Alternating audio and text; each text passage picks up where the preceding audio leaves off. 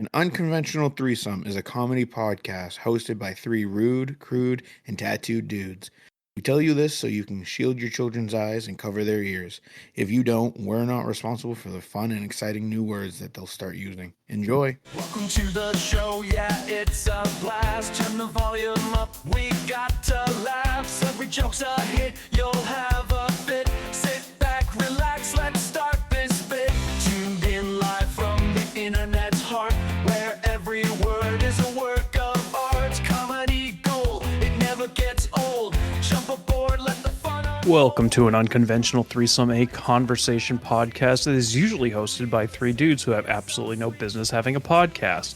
My name is John, and I am the Lord of Cats. Yeah, Jay's here too. And we are also being joined by a guest host, my lovely wife, MK. Hey guys. Hey. This is your first time joining us. This is a podcast where we just sit around and talk about nothing in particular. Some of the topics can be conceived as controversial, but most are pretty mundane. I saw something interesting today. Are you familiar with the Willy Wonka and the Chocolate Factory conspiracy theory? I am not. No. Can't wait to hear it. So, remember the movie, the Gene Wilder, Peter Ostrom, when they find the fifth golden ticket and it's on the news and all that? And do you recall what Grandpa Joe's last words were before it pans to Charlie crying up in his little loft bedroom? I do not. I'll take a stab and say something like it was a fake or it was a scam. He said, let's just let him have one more dream or something along those lines. Happy dreams, something like that. Okay, it's coming back now. Yeah, I do remember that. So now fast forward to the next day. Charlie conveniently finds a piece, some coinage in the street to buy a chocolate bar. That chocolate bar just happens to have the golden ticket in it. A man that has been bedridden for 20 years magically can walk again. And the theory is that this was all a dream. Mind blown. I thought it was quite fascinating, and it made too much sense to almost not be plausible. Yeah, like there's continuity to the entire thing. And, all these other kids being destroyed is his way of mentally coping with the fact that he's dirt floor poor. And didn't win a ticket.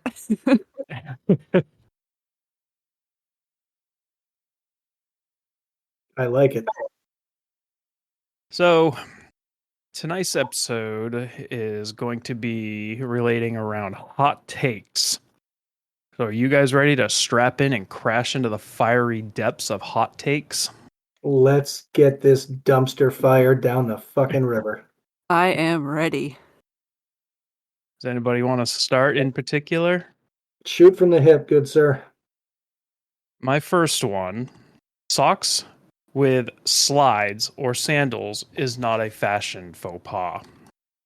And the reason I say that is because I am one of those people that wears socks with slides. And the reason I do it is because my feet are not attractive.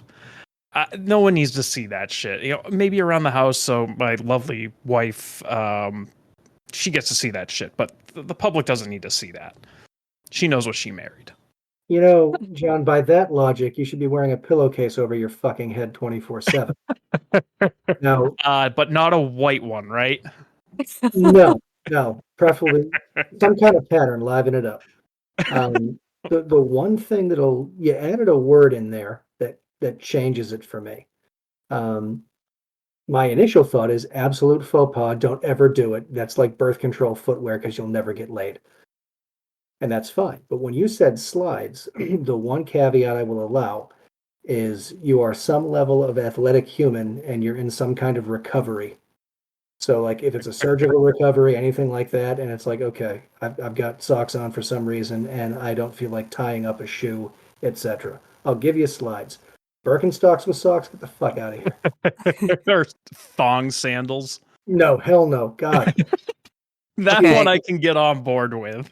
All right, look, I've been around enough elderly people on vacations. It's fallen out of favor even with them. So the age group you think would be embracing socks and sandals still won't do it. So yeah, aside from recovery from an injury or a procedure, it's a hell no for me.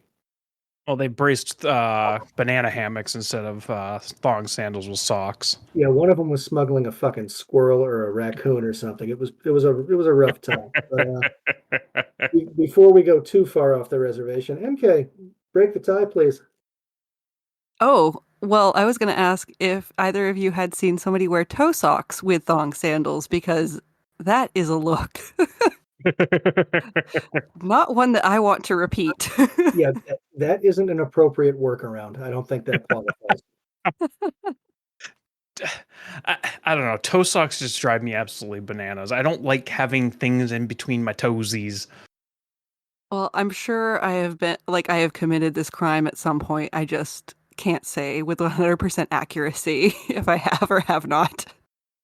I don't know. If you're wearing long pants or your socks are covered up, it really doesn't matter at that point. If you're wearing shorts with like long socks up to the knee, that becomes an issue for me for whatever reason. Yeah, just the visual of that. Like, no mirrors in that house. Yeah. Well, and going back to your point, Jay, about um, athletes doing it, it's something I used to do all the time when I played baseball because it was way easier to take your cleats off and just slide into a pair of slides than it was to have to retie your shoes. No, injury be damned. I mean, I am injured all the time and was injured all the time, but it was just way easier to just slide into a pair of slides. They're easier to put in your bag when you're using your cleats, etc. It's funny though. So the way things change generationally, I remember everybody has like the first day of school photos or parents take and they throw online on the interwebs or whatever else. And in recent years, I've seen more and more kids with like giant ass calf tube socks and their Adidas slides in their first day of school photos. It's like, who in the hell dressed you? There is a gap. I guarantee you, your parents are younger than me. If they've dressed you that way. Well, and calf socks are coming back into style. I remember playing basketball when you had to have the no-show socks with your basketball shoes because you didn't want anybody to know where you were wearing socks. And I still wear no-show socks. I can't get back on board with even the ankle socks are too high for me. Yeah. I don't know. I'm cold all the time, so like if I'm cold and socks and sandals are going to keep me warm, I might do it. Why would I be wearing sandals if I'm cold though? I don't get it. There it is, right there. That was my next question. Okay, can I say something about the birth control statement? You sure can. So, back in the day, I told one of our good friends' fathers that we were doing the double birth control method, and he asked, "What was that? Putting a bag over your head?" I don't know if he said something else, but that just reminded me of like the pillowcase over the head. You could put a bag over your head. Yeah, we Birth control. yeah, so my parents had a dirt driveway and a lot of water in their area, super muddy when they first moved to where they were. And my father, being just really aligned with majorly being prepared for everything, he got color coordinated boots, just rubber pull-on boots for everybody. So his were a certain color. He had them for me and my sibling when we were there. Mom had a certain color. And I called them birth control boots, and he didn't understand it for a while. And he said, "What, because they're rubber?" I said, "No, because you'll never fucking have sex again if somebody sees you wearing these." That's the answer. And he's still to this day, 20 some odd years later. Yep, we got to get out our birth control boots. It's mud season. So I call those chicken boots, and I have a question. What was your color? Red? Ooh. Fire engine red?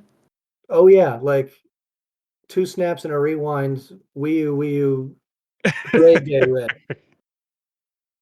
I mean, that's just an indicative of the red light district. Oh yeah, it Yeah. was. It was very much so. If you're gonna have a sexy color, red is the color. Jay, do you have a hot take? I got a bunch of them, but I'll start with an easy one. For me, I believe checking luggage is better than carry-on, and that stems from my need to be considerate of others. I know, shocking. I hope both of our listeners are sitting down during the phone. So I've often dreamed, usually when I'm on a plane, waiting for every asshole in front of me to get off, of owning my own airline. And the announcements at the gate would say things like, "How about you pee now so you don't have to put your ass in everyone's face while you're waiting for the fucking bathroom for the next 2-hour flight?" And I had a dream that we wouldn't even have the bins for carry-on. If you count the amount of time it takes in boarding and deboarding because some 5-foot Korean lady has a 175-pound bag that she needs somebody taller than me to put in the fucking overhead for her, you could cut an hour off of your time just waiting for that back and forth. And I always have to have a connecting flight, which means I have to do my goddamn Blade Runner routine through O'Hare. And check your bag if you need to carry that much shit. Otherwise, stuff it under the damn seat so you're not in anyone else's way. That was a bit of a rant. Let me check my heart rate. And 3, 2, we're on. I'm in agreement with that. It's tough for me to stuff, especially a week's worth of stuff, because I travel for work. I usually go for a week. To stuff a week's worth of stuff into a backpack, then expect it to fit in the overhead compartment, it's just a nightmare for me. So I will have a carry-on that I can put under my seat, usually contains phone, chargers, snacks, whatever the hell it may be, laptop. Yep, same But for me.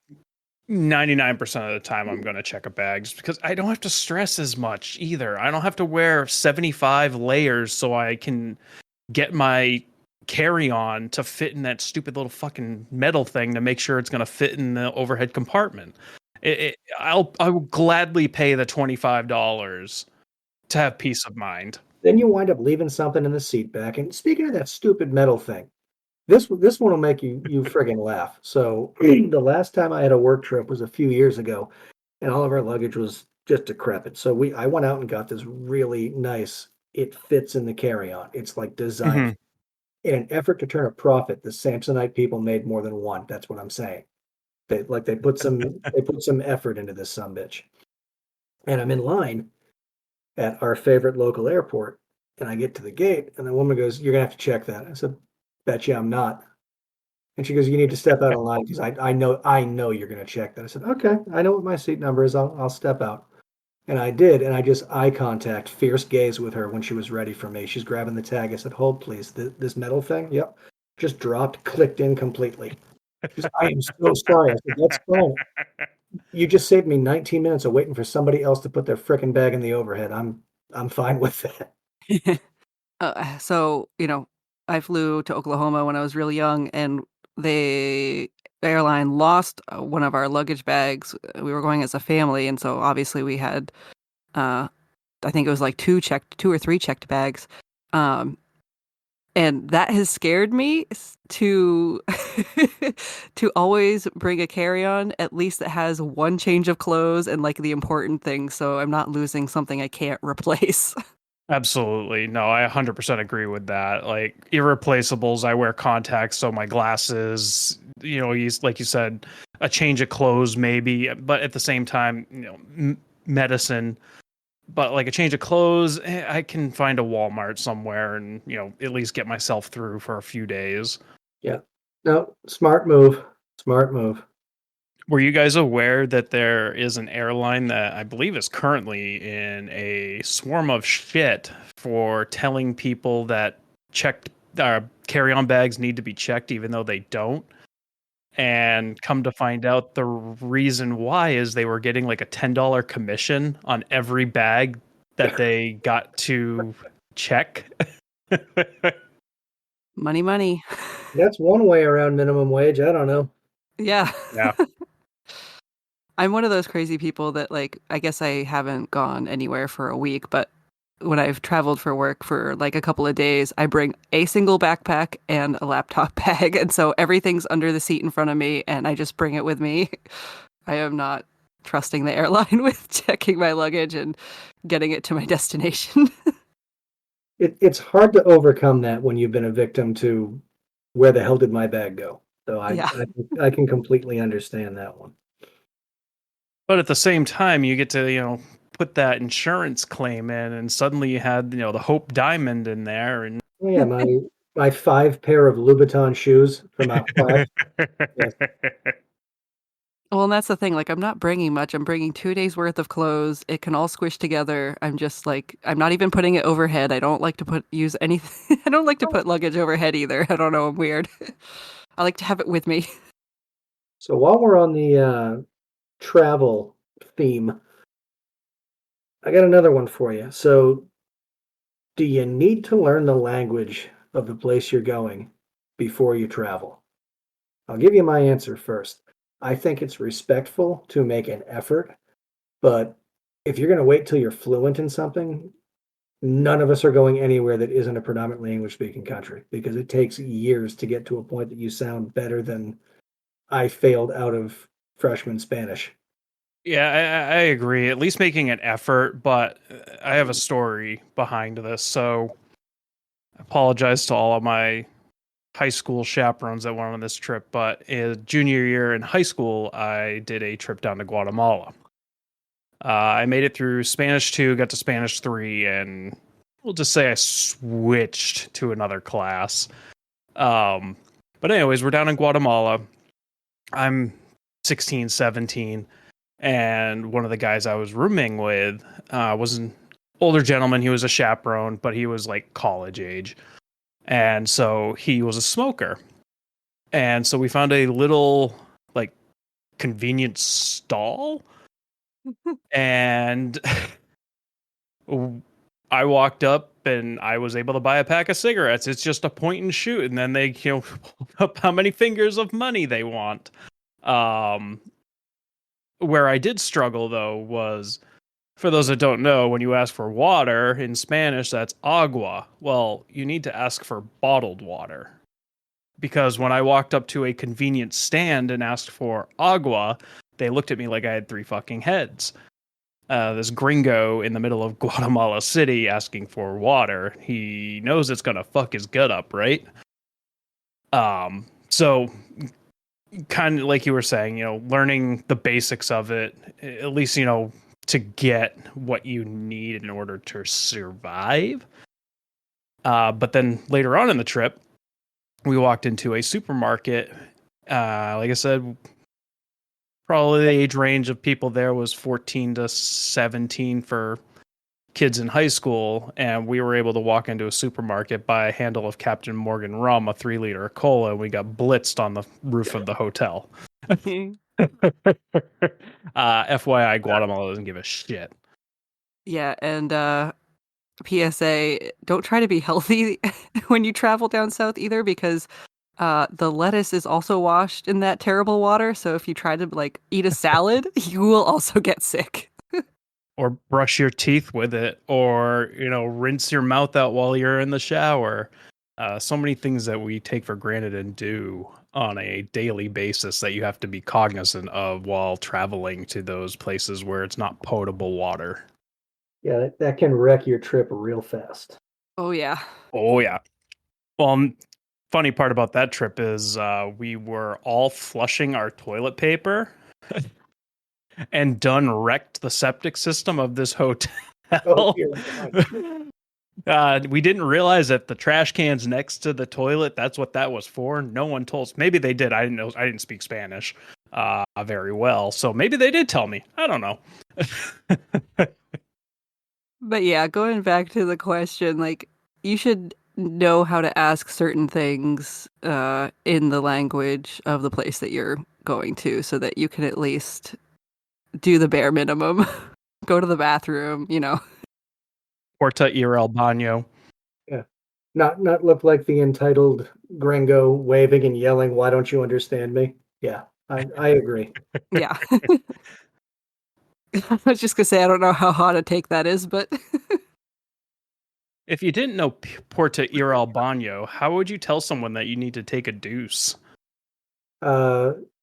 Necesito mierda. You just start pointing at your rectum really, really aggressively. That's what I would have to do. I know no Spanish. Me duele el estómago. Los videojuegos. That's video games. Pollo de asno? Hole of the ass? For our young viewers.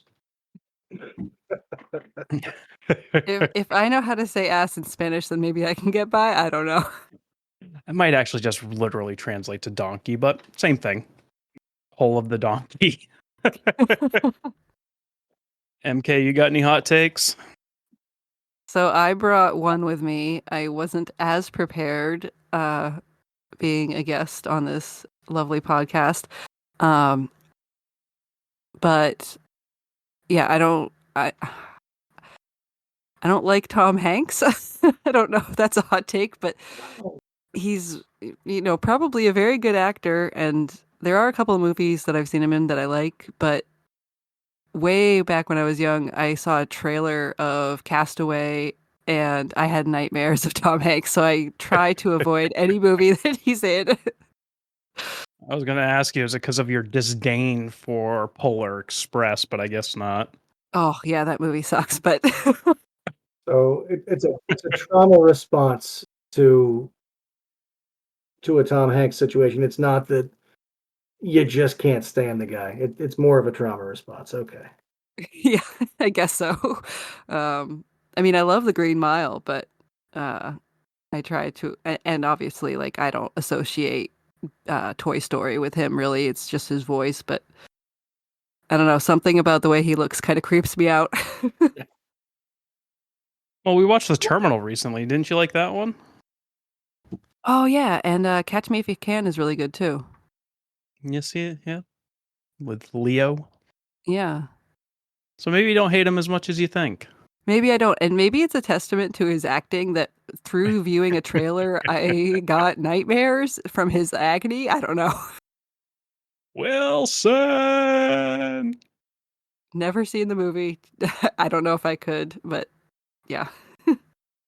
Oh, we're going to have to watch that. It's a pretty good flick. I've got homework now after being on this podcast. It's a learning experience, guaranteed. Before we completely move on from footwear, what the fuck with the Crocs, people? Have you tried them? No, I can't. Then you can't speak to this. I also hated them for a very long time. And I remember there was a day that, and this goes into another story, but anyways, Dee and I were in the Crocs outlet shopping for Crocs. And I'm like, these are stupid, these are stupid, these are stupid. Anyways, fast forward a number of years, and I actually tried a pair on, and they are remarkably comfortable. But do you know how Crocs came to fame? All I know is their stock was way overvalued, and I'm pissed that I didn't get in on it back in the day. But no, what happened? So, do you remember the movie Idiocracy? Yes. Yes. Do you know what all the prisoners were wearing in Idiocracy? I'm thinking they must have been Crocs. wearing Crocs. They were wearing Crocs because I believe it was the director or costume designer or somebody said, find me the dumbest looking pair of shoes you can find. And they put all of those prisoners in Crocs. So the next time you watch Idiocracy, which is another fantastic flick and unfortunately becoming real. I was going to say, James, you're living in it, man. If you watch the prisoners, they're all wearing bright orange Crocs. Oh, good God. But they, until you try them, it's hard to speak on them. And like I said, I don't own a pair. I stick to my moccasin slippers and slides in the summer, but they are actually remarkably comfortable. One of these days, I'll have somebody using cash out of state take the plates off their car, buy one for me, and under the cover of night, bring it to my house. I can try it on. That's a lot of work. to try on a pair of Crocs. MK, I cannot risk being associated. I get it. Like, I will never buy one myself. Yeah, buy a pair. It's kind of like Apple. It's kind of like it's a cult thing. I don't want to be involved. I don't care how comfy it is. Keep them. I don't even care that sport mode's a thing on them. I'm not dealing with it. So for Christmas, my brother's a big Croc guy. He wears them year round. And for Christmas, I bought him Croc accessories, including little snow plows to go on the front of them, spoilers, a Bluetooth speaker, headlights. When your shoes become that annoying, I don't know. That's just too much for me. Do you think he actually plows snow with the snowplow accessory? Is he out there like scooping it? You got to kick a little bit, just to get use out of the accessory. Yeah, there's no hydraulics on those. You got to angle the foot just right. Imagine how long that would take you. No thanks. Kind of going back to the Crocs story of when D-Money and I were in the Crocs store. This brings up another hot take. Spicy food challenges are not about the taste, but about testing one's will to live. And I'll start with that story. So in this particular outlet mall, was a hot sauce store. So Dee and I went in there and we found that they had, I think it was the 4th hottest hot sauce in the world. And I can't even remember the name of it, but we're like, fuck it, let's try it. To say it blew my fucking head off is an understatement. We literally had a drop half the size of my pinky nail, and I'm literally running around the concourse of this outlet mall trying to find a vending machine with some sort of cool liquid. I didn't care what the fuck it was. And every single one of them, their card reader was out of order. So now Dee and I walk across the way to the Crocs store where his wife and children are shopping for Crocs, and I proceed to go find a corner to try and die in. Yeah, I'm not a fan of the spicy food challenge either. I find it foolish and reductive. Good stuff. It's reminiscent of the last topic we had in a recent episode about IPAs. It's just a dare. I bet you I can make this suck worse. Oh yeah, well this one will suck even more. I bet you'll cry and shit razor blades and be able to weld with your asshole for 3 weeks. Well, there is one story worse than that one. Are you familiar with the one chip challenge? Indeed, I am. Yeah, I did it. And I prepared for this one. I was very well prepared. I will pat myself on the back wholeheartedly. I ate a couple bananas before to line my stomach. I was all set to go. So we're at a friend's house around a fire in like January or whatever it was. And so there's a bunch of snow on the ground. And a bunch of us do the one chip challenge. And I proceed to just kind of put my face in the snow until it subsides, which felt like days, but it was probably like 15, 20 minutes before I felt my face again. So I go inside, and one of them's puking, one of them's shitting his brains out. It is just an absolute, literal shit show. But at this point, you're feeling fine. You're feeling right as rain. I was feeling great. I was like, this is awesome. Like, it didn't affect me that bad. This is awesome. So there was a bunch of food there, and I proceeded to start eating, which riled everything up in my stomach. I immediately had to run to the bathroom because my stomach was not good. And I'm pretty sure I passed out in the bathroom at one point with my head against the heater on the floor. I finally crawled out of the bathroom, went and laid on the couch for a while. And then that was too hot. So then I laid on the floor for what felt like ever. And finally it started to subside, and I was able to kind of start enjoying the party. But I told MK, if you ever see me about to do something that's stupid again, fucking tell me to stop, please, because that was some of the worst pain I have ever been in. I was cold sweats. I was, my stomach felt like it was about to explode. So, on the other end of the spectrum, you ever heard of the milk challenge? Yep. So I didn't partake, but I was a witness to it. I was a few of my friends from college. It's drank a gallon of milk inside of a half hour, right? Is that the time limit they give you? So their apartment was a little raised over everyone else's. You know, the whole student apartment. It's almost like detached Yeah. condo type stuff. Well, theirs was the higher balcony, and it was just these four giant dudes, and they just guzzled a gallon each. And I don't know if it was just cameras or what. I don't know if it was a video camera. I don't know if it was somebody was just, snapping at the time, but they got pictures of like the full on stream, just picture like an 8+ foot stream of milk coming out of somebody's mouth right after they were done. It was pretty funny. Well, my high school did what they referred to as the milk mile. And I think it was like a fundraiser for the track team or something like that. So what it was is that you'd have to do 4 laps around the track, and every lap you'd have to drink a quart of milk before you could start the next lap. And yeah, it was just a puke fest every single time. Fundraiser for the lactose intolerant. Yeah.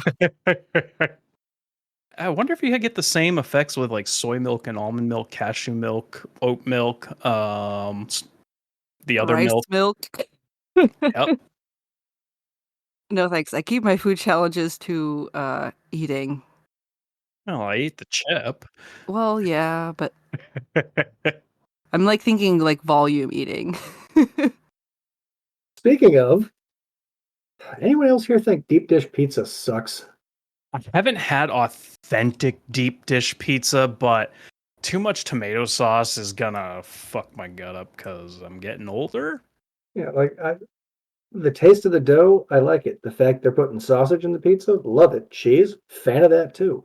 But aside from the novelty of this is deep dish, just no, there's so many other types of pizza out there. And that one's just like, no, not a fan. Like it's just no, just no. Now, can you eat it in slice format, or do you have to knife and fork it? You absolutely have to knife and fork it. Okay. You would have to like cartoon caricature unhinge your jaw. And it would also fall all over you with molten lava, tomato sauce, and cheese. And it'd be a bad deal all around. Yeah. So is it basically like a tomato sauce soup on top of cheese and sausage and bread? Yeah, but it's basically a liquefied shell of a cake. Was effectively where you're at. At that point, you might as well just have like spaghetti instead of noodles. It's pizza crust in a bowl. You might as well just do it that way.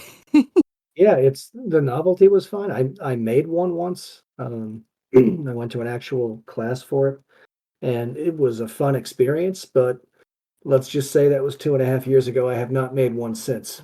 Well, many years ago, I did make an actual pizza cake for my birthday one year, and it was, I don't know, about a foot tall, Sweet and it Lord. was fucking delightful. It was probably like 4 or 5 pizzas stacked on top of each other that I then baked.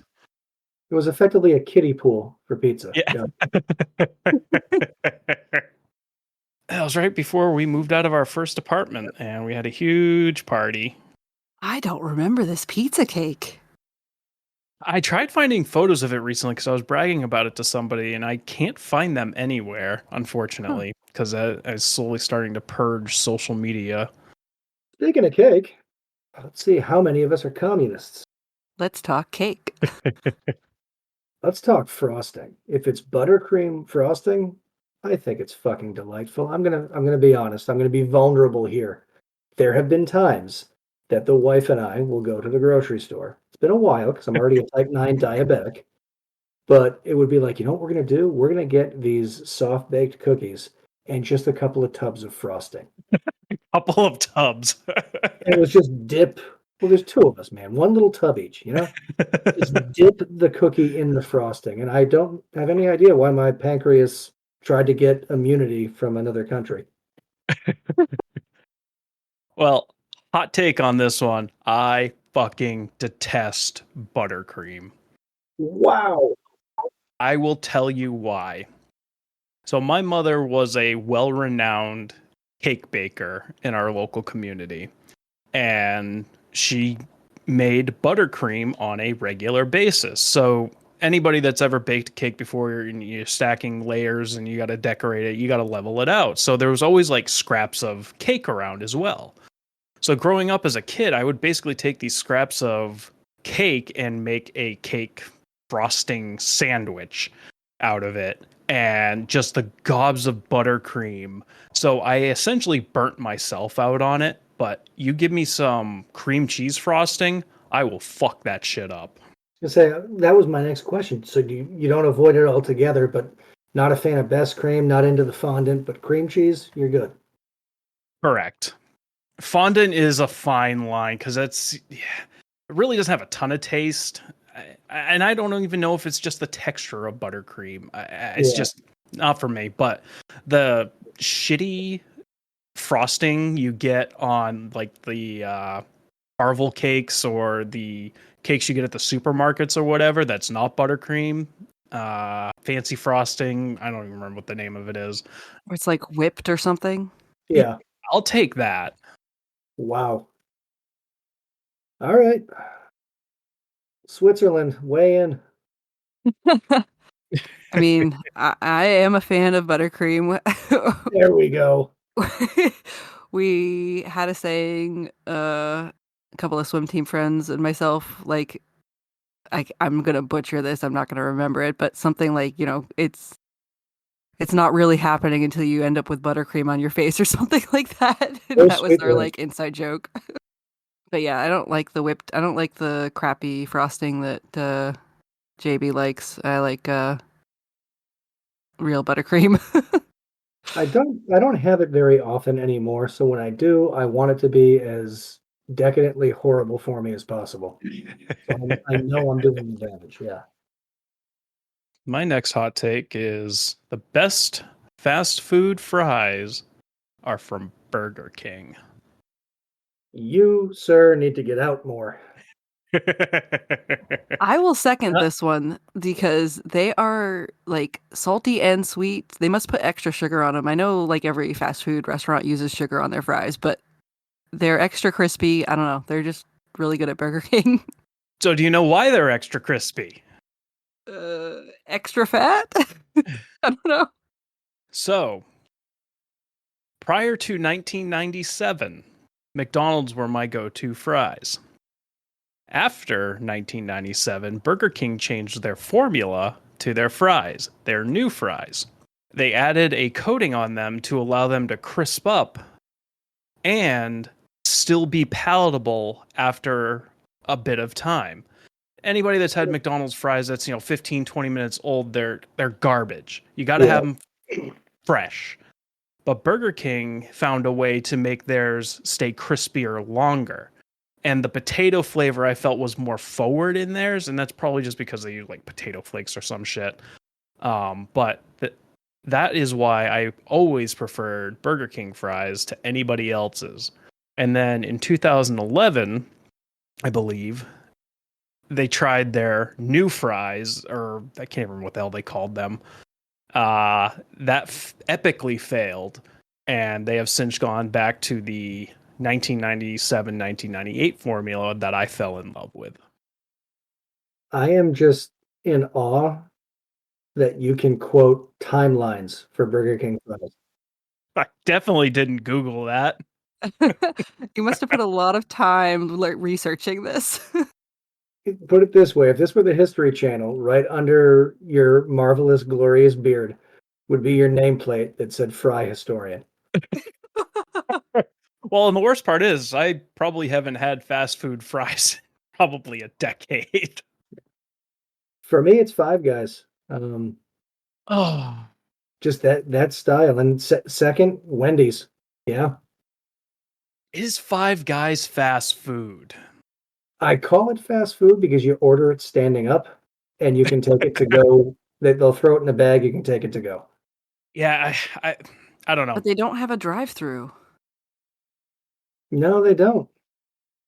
All right, let's Google. Like, I just look at it as a chain burger joint, but I guess it's not that much. Like, they're not preparing these ahead, wrapping them up, and then like leaving them in a warmer like McDonald's or Burger King does. No, they do more of the assembly line that would make Henry Ford proud. Yeah. And I think Absolutely. that's where their efficiency comes in. So they're quick. I don't know that maybe we wouldn't classify them as fast. If we don't classify them as fast, back in the 80s, there was a place called Rally Burger. And I Mhm. remember going there and they sort of had fries kind of like Five Guys.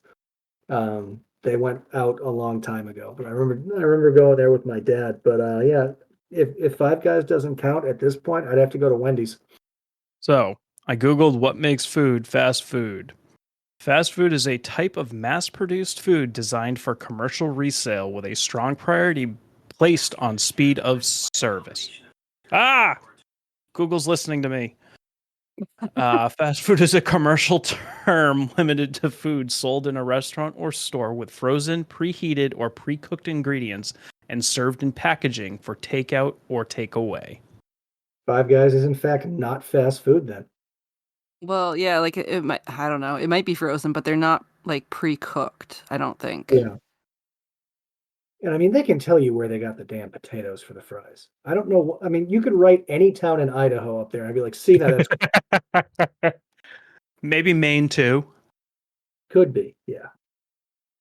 But I've never really loved Five Guys fries.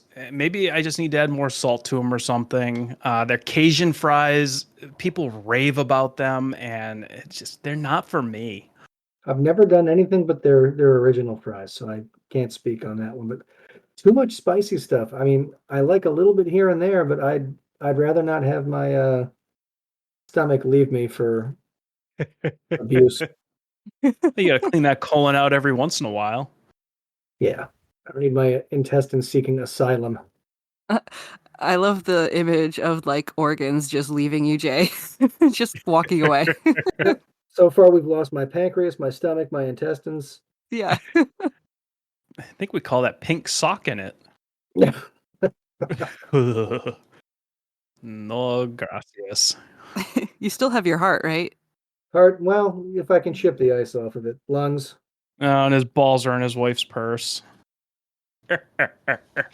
actually in one of those old 35 millimeter film canisters on the mantle, sir.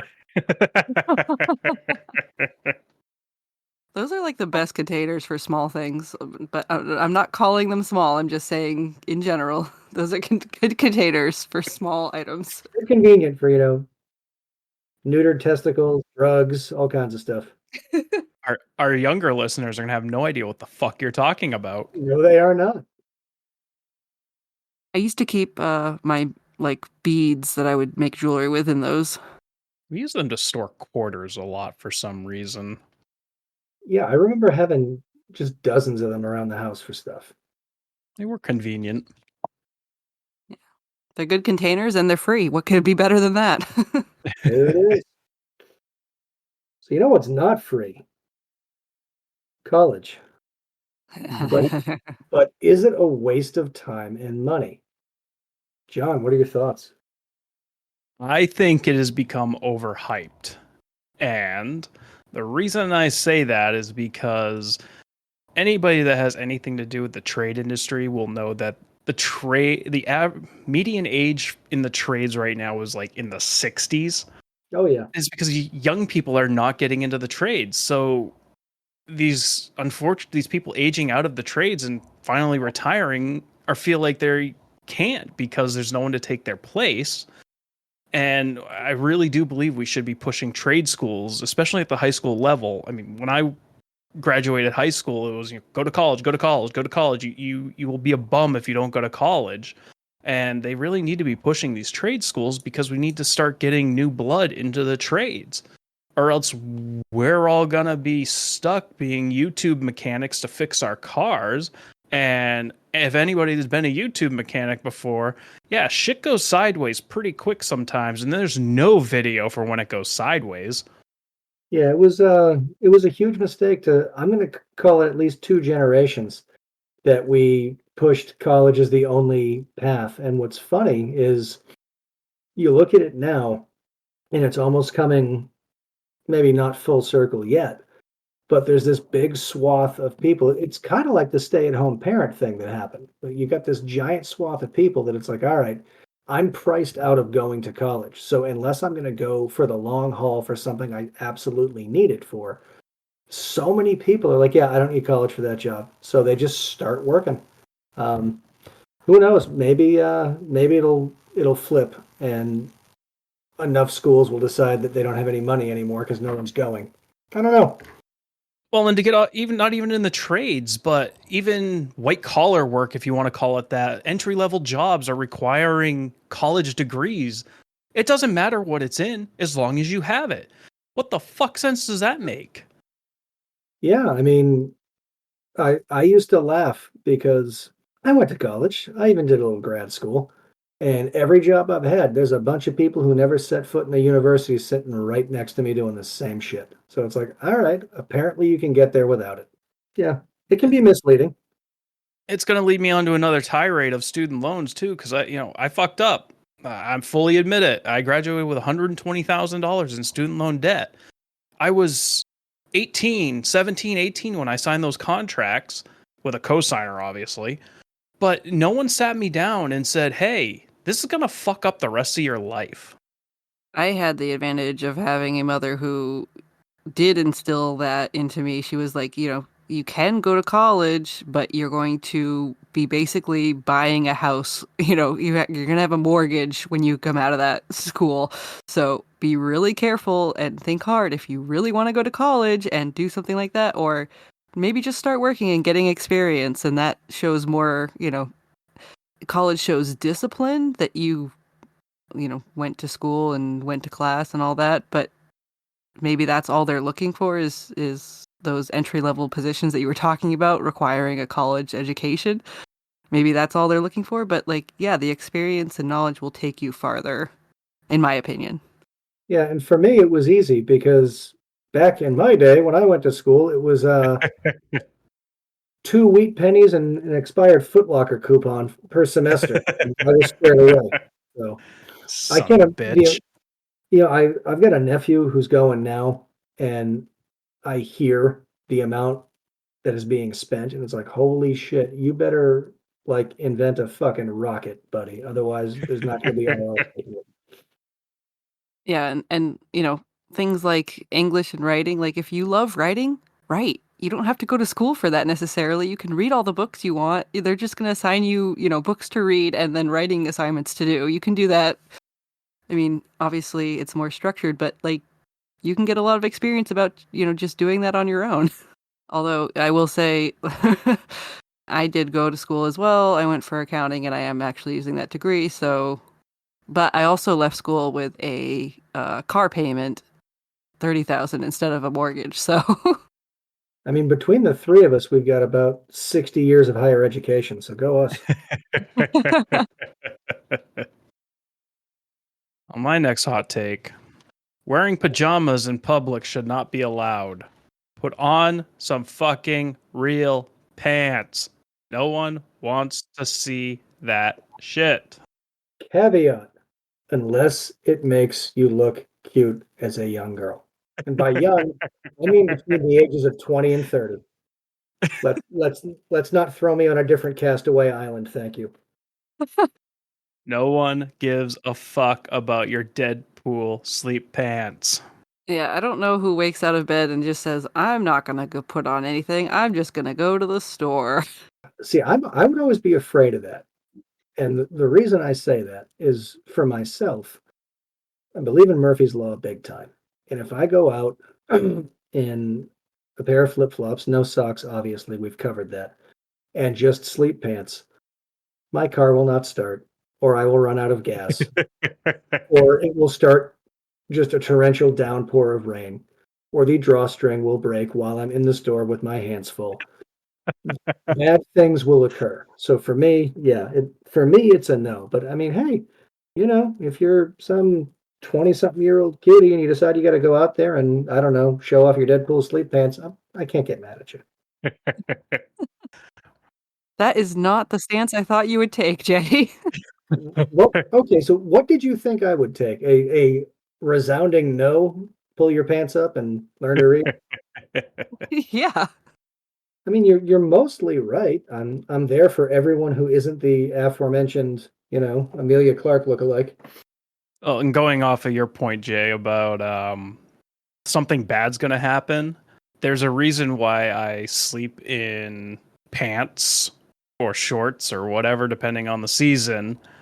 And that is because I know good and goddamn well if I were to sleep fucking nude, that my house would catch on fire or there would be a medical emergency. And then the EMTs or fire people are going to have to show up to my house. And I'm just standing outside with my dick swinging in the air. Karma is gonna get you. It's funny. So, holy hell, almost 20 freaking years ago, I was in an apartment, and I'm a guy who obeys the rules and the laws. So it was one of those rare occasions I actually decided to take a shower. So I did. Rare. Rare. Oh yeah, once a month, whether I need it or not. But anyway, so I get out and I'm hearing the fire alarm, and I didn't hear that while the fan was on, the water was running, and my deaf ass was, lathering. So as fast as you could possibly imagine, I'm going to say inside of 2 minutes, I went from soaking wet to I'm still wet, but now I have clothes on over the wet, and like damn near barefoot standing out in the parking lot. And people were just starting to funnel out a little bit at a time. And I was like, what is wrong? The building could be on fire. What do you not hear the alarm? What the fuck is wrong with you people? It was nothing. It was a test they decided not to announce to us. So yeah, there's that. Any more hot takes before we wrap this up? Yeah, I think we got time for a couple. Sure. The snooze button is fucking stupid. Snooze button's a lie to yourself. Oh, I'll get up in 7 minutes. What the fuck is 7 extra minutes of sleep gonna do for you? Absolutely fucking nothing. So the fight in my house about the snooze alarm, because I'm married to a 16 puncher of the snooze alarm. It's got to start going off 2 hours before she's got to get up. She's one of the smartest people I've ever met. So a couple of years ago, I said, look, hon, I got a question. Why? So I can sleep more. You want to interrupt at least one full REM cycle by every 7 minutes being jostled awake and hitting that thing again. How about you just get up when your fucking alarm goes off and you set it at a time that's going to give you your 8+ hours sleep? I think I've got it down to like 2 hits now. So 2 is better than 16. I'll take the win. Very true. I think having an alarm and snoozing it is for, if for whatever chance you do happen to go back asleep, you want to make sure you actually get up. That's why you use the snooze button. If you, for some reason, don't get up on the first try, you snooze it so that you can make sure by the second time you're up. And that's kind of the dice I roll too, because my first alarm goes off at 4:45 a.m. and then I have a second alarm that goes off at 5. And the theory behind it is that the first alarm kind of sort of wakes me up, gets me, like you said, gets me out of that REM cycle. If I do happen to doze off again, then that second alarm will be my indicator. Okay, now you need to get up. Problem is that I become so good at shutting off my alarm without fully waking up that then I start thinking, oh, that 5 o'clock alarm that just went off is my first alarm, and I got more time to sleep because I don't actually look at the time. So you're opening a can of worms here, man. Maybe we don't have time for a couple more. Well, I'll end with this. 4:45. Here's the poll. 4:45 in the fucking morning.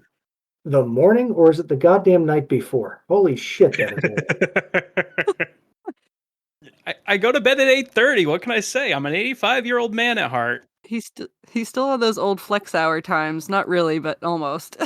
I mean, I go to bed at 8:30 as well, but my ass does not get up at 4:45 unless I did the chip challenge or something else is causing the problem. And Jay, I think what your wife needs is like that sunrise alarm clock, so it's gets brighter in the room gradually, and then finally at the end of the, when it's the brightest, I think I've got mine set to like an hour or something. It Yeah. starts brightening the room, and then the alarm sounds. She needs something like that so that she can gradually wake up. So here's how smart you are. We got one of them bitches 2 years ago, and here we are still. So it happens.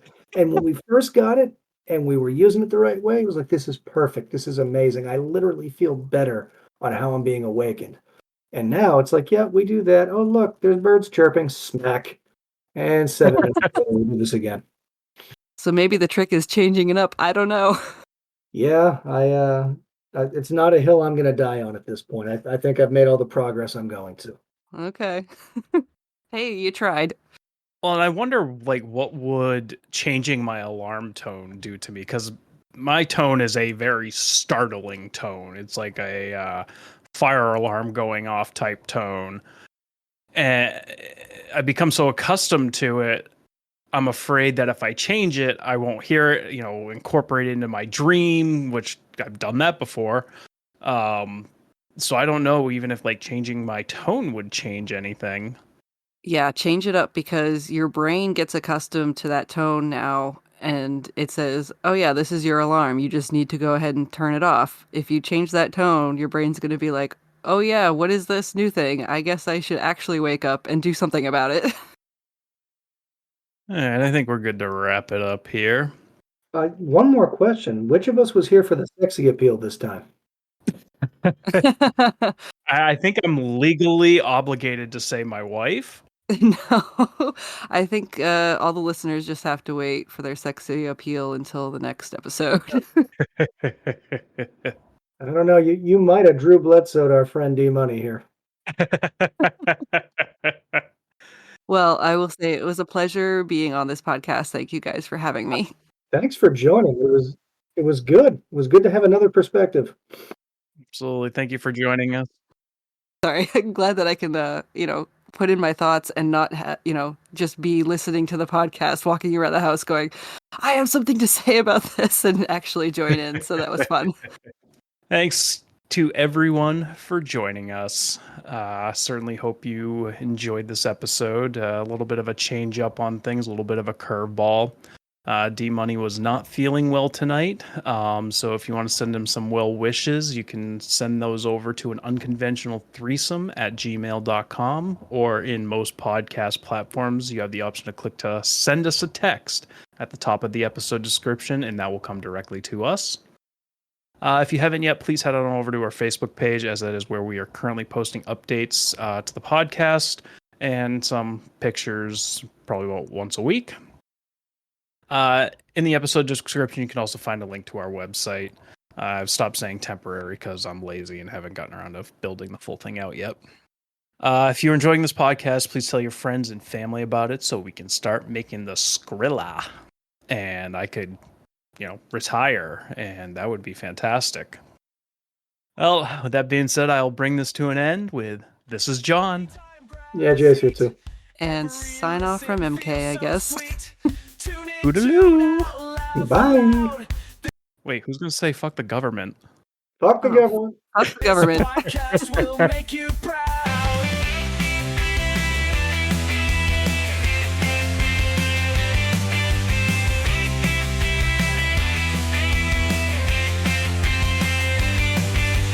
Podcast party time, grab a seat. Every listen feels so sweet. Tune in, tune out, laugh aloud. This podcast